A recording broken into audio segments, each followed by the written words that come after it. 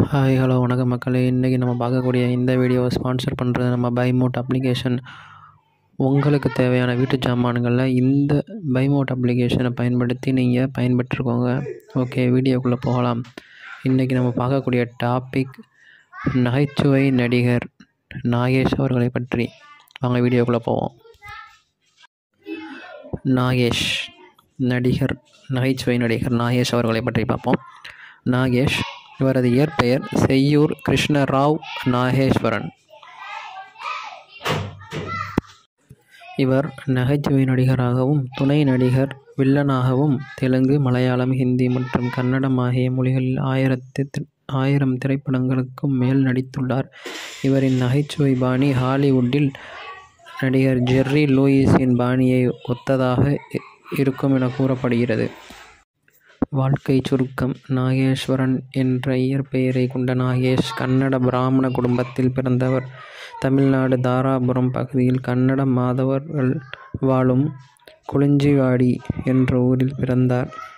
கிருஷ்ணன் ராவ், ருக்மணி அம்மாள் ஆகியோருக்கு மகனாக பிறந்தார். இவர் தந்தை கிருஷ்ணன் ராவ் கர்நாடகாவில் அரிசிகரே என்ற ஊரில் உள்ள ரயில் நிலையத்தில் அதிகாரியாக பணியாற்றி வந்தார்.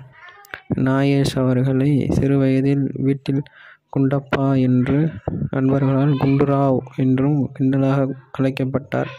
தாராபுரத்தில் தனது 10ஆம் வகுப்பு படிப்பை முடித்து கொண்டு கோவை PSG கலைக்கல்லூரியில் சேர்ந்து படித்தார். இவர் கல்லூரியில் 2ஆம் ஆண்டு படித்து கொண்டிருக்கும் போது அம்மை நோய் வந்ததால் அவருக்கு முகத்தில் தழும்புகள் உண்டானது.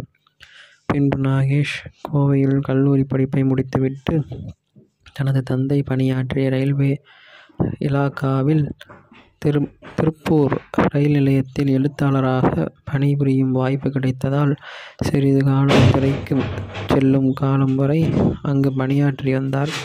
புது வசந்தம், சேரன் பாண்டியன் உள்ளிட்ட படங்களில் நடித்த ஆனந்த் பாபு இவரது மகனாவார். நடிப்புத்துறையில் இவரது பங்கு.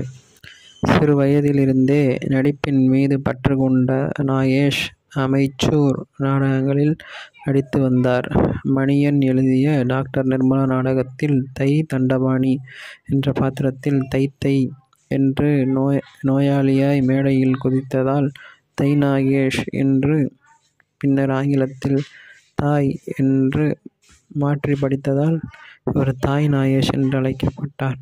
1959ஆம் ஆண்டு திரைப்படத்துறையில் புகுந்தார். தாமரைக்குளம் என்ற திரைப்படம் முதலாக நடித்தார். அதன் பின்னர் சில திரைப்படங்களில் சிறு வேடங்களில் நடித்து கொண்டிருந்தார். ஸ்ரீதரனின் காதலிக்க நேரமில்லை திரைப்படத்தில் முக்கிய நகைச்சுவை பாத்திரத்தில் தோன்றினார். இவருடன் பல படங்களில் ஜோடியாக நடித்தவர் மனோரமா ஆவார். கே. பாலச்சந்தர் கதை வசனம் எழுதிய சர்வர் சுந்தரம் திரைப்படத்தில் மிக சிறப்பாக நடித்த குணச்சித்திர நடிப்பிலும் நாகேஷ் சிறந்து விளங்கினார். திருவிளையாடல் படத்தில் தருமி என்ற கதாபாத்திரம், தில்லானா மோகனாம்பாள் படத்தில் வைத்தி என்ற கதாபாத்திரம் பலராலும் பாராட்டப்பட்டது. MGR, சிவாஜி கணேசன் போன்றோருடன் பல திரைப்படங்களில் நகைச்சுவை பாத்திரத்தில் நடித்துள்ளார். கதை நாயகனாக நடித்த படங்கள்: நீர்க்குமிழி என்ற படத்தில் நாகேஷை கதாநாயகனாக நடிக்க வைத்தார் இயக்குனர் கே. பாலச்சந்தர். அந்த படம் மிகப்பெரிய வெற்றியை பெற்றதுடன் சிறந்த நடிப்பு திறமை கொண்டவர் நாகேஷ் என்ற ரசிகர்களுக்கு உணர்த்தியது. தேன்கிண்ணம், நவகிரகம், எதிர்நீச்சல், நீர்க்குமிழி, யாருக்காக அழுதான், அனுபவி ராஜா அனுபவி போன்ற படங்களில் கதாநாயகனாக நடித்திருக்கிறார். கமலஹாசனுடனான நட்பு. கமலஹாசன் தயாரித்த அபூர்வ சகோதரர்கள் படத்தில் கொடும் வில்லனாகவும் இவர் தோன்றினார். அதற்கு பின் கமலஹாசன் படங்களில் நாகேஷ் நடித்தார். மைக்கேல் மதன காமராஜன், மகளிர் மற்றும் அவ்வை சண்முகி, பஞ்சதந்திரம் போன்ற படங்களில் நடித்துள்ளார். நாகேஷ் கமலஹாசனுடன் நடித்த கடைசி படம் தசாவதாரம் ஆகும்.